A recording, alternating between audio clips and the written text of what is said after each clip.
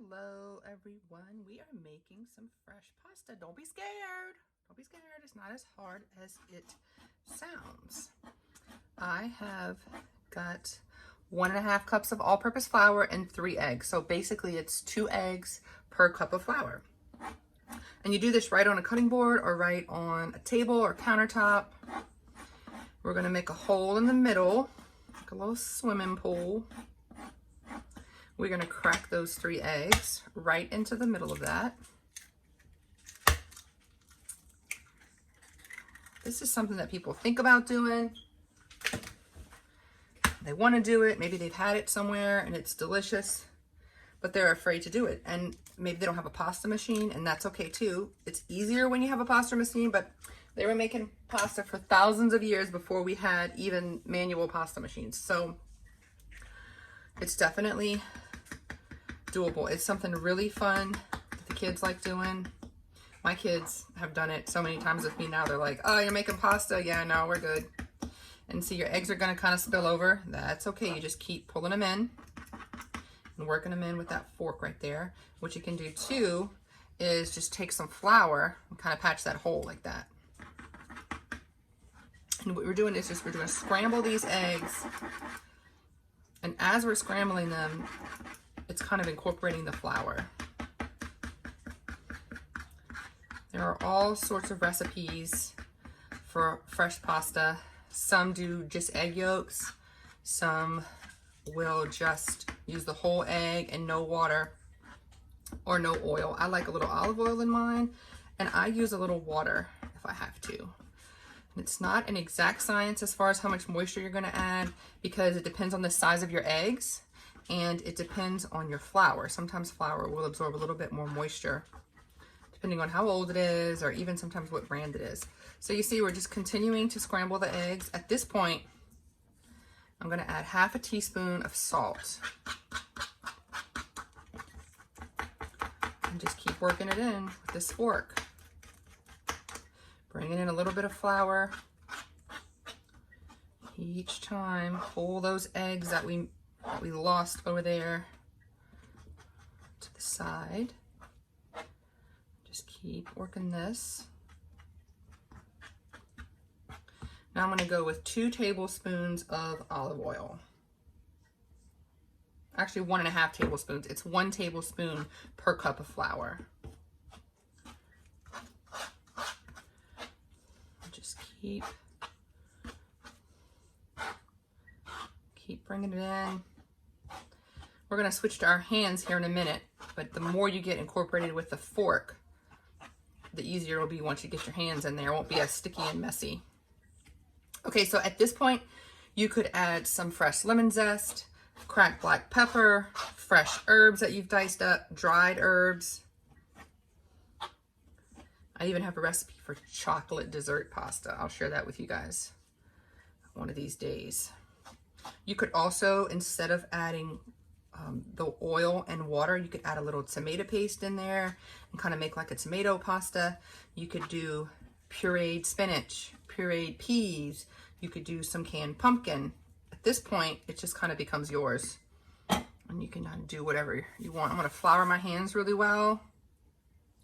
And have your flour on hand so you can sprinkle as you start working it with your hands. I actually have a pasta roller. I have the manual roller, which I like because, you know, it's 35 bucks, but you have to attach it to the side of a table or counter. So it can be a little tedious. The best thing, if you're gonna love making fresh pasta and you're gonna do it often, is to invest in one of the ones that attaches to your KitchenAid mixer, if you have one of those. So see, I'm just folding and pushing and folding and pushing. And it's sticky, but it's not a sticky mess. So that's how we know we're kind of maybe on point for how much moisture we have in there. I don't even think at this point I'm going to add any water. Just keep working it. Okay, and this is where I'm going to incorporate my bench scraper. I use it a lot. You guys have seen it before if you've seen any of my videos or lives. It's so handy.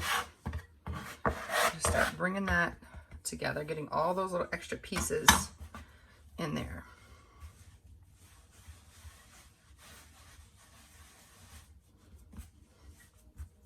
This is going to make enough for about 4 people. I'm gonna be making this tonight with Alfredo sauce. So it's a really, really rich dish, and you don't need a ton of pasta per person. Because we're gonna be doing this old school with a rolling pin, it's gonna be a little bit thicker than like if we used a roller, but I like that. It kind of gives it a little bit of chew.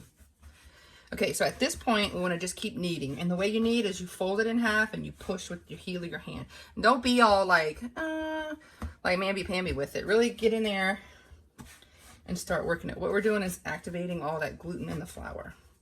And I'm just gonna keep doing this. Now, if you're kneading and you're realizing, see that it's sticking to your hands like that, that means you need to add a little bit more flour.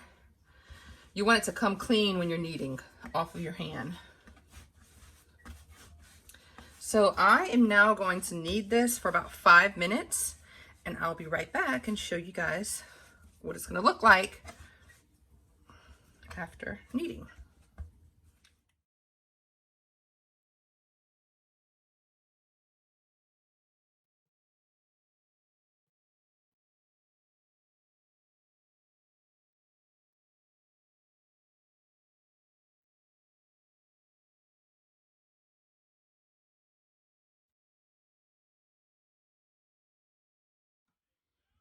Okay guys, so I've kneaded this for about 5 minutes. You can see it's nice and smooth. We have a nice round ball of dough. I did incorporate a little bit of flour along the way. Don't add too much flour to keep it from sticking though, because if you do, you're gonna make it too dry.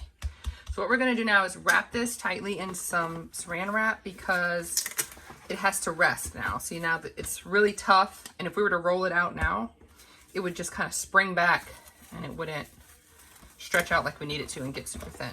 So we're gonna let this rest just at room temperature for 30 minutes. Just like that. And then we'll come back and I'll show you guys how to cut it.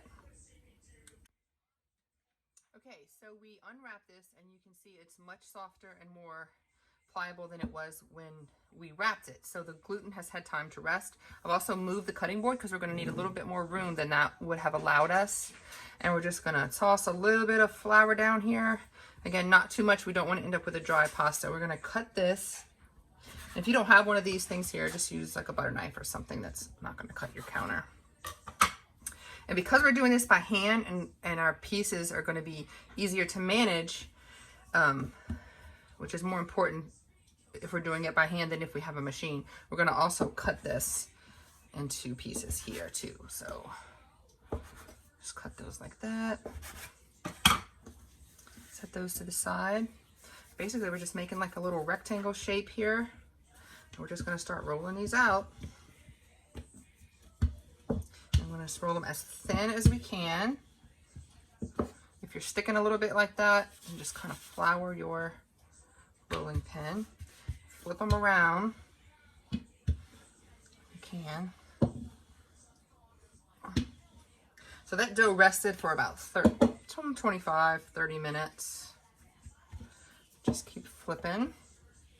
And the reason why you're flipping is just to make sure that it's not sticking to the counter.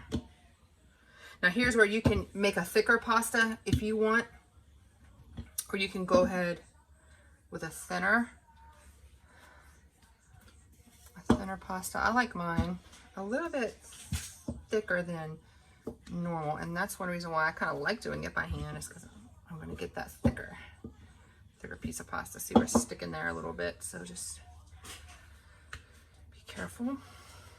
Okay, and then I am going to use a cutting board for the next part because I don't want to cut the counter. So we're going to use this here. What we're going to do is just kind of loosely roll this up, not too tight. I'm going to go with a sharp knife and we're just going to slice it.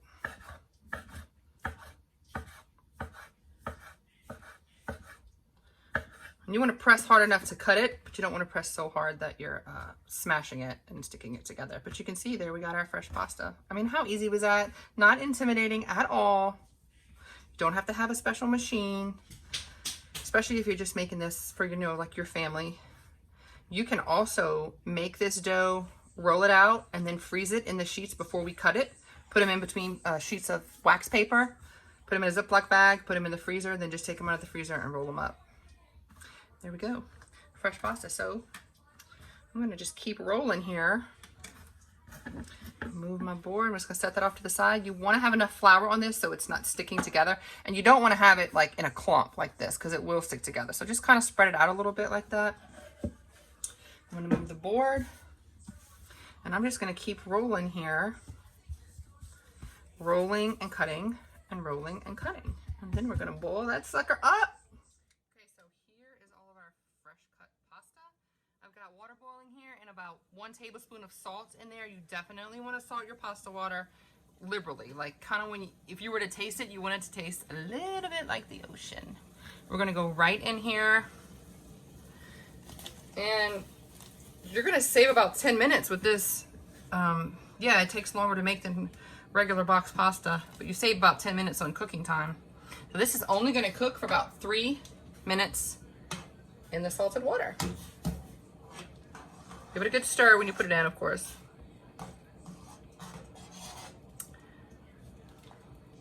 Okay, so it's been like three or 4 minutes. And I'm just gonna go right from the pot into this delicious Alfredo sauce I just made. I made that in the time that it took for the pasta to rest. And it's okay if you drag some of that pasta water over there with you. It's going to help loosen up the sauce. And this could be marinara sauce. It could be like just jarred sauce. There are a lot of jarred sauces that I use, I love, you know, especially for quick weeknight meals. Oh my gosh, that's going to be so good. I am going to get a plate. I'm going to plate this up right on here, and you can top this with chicken, shrimp, Italian sausage. If you got a rotisserie chicken, that's another way to kind of quicken this meal up, where you get spend your time on the noodles and not on the chicken. And just slice that up and top it right on top. You could even shred it and put it inside. That would be okay too.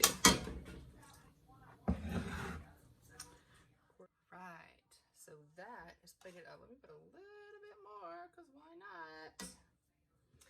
And of course, naturally, we're gonna top it with some fresh Parmesan.